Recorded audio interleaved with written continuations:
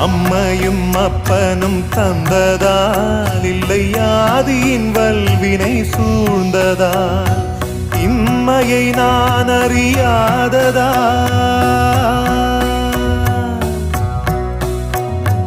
இம்மையை நான் அறியாததா சிறு பொம்மையின் நிலையினில் உண்மையை உணர்ந்திட பிச்சை பாத்திரம் ஏந்தி வந்தேன் ஐயனே என் ஐயனே பிச்சை பாத்திரம் ஏந்தி வந்தேன் ஐயனே என் ஐயனே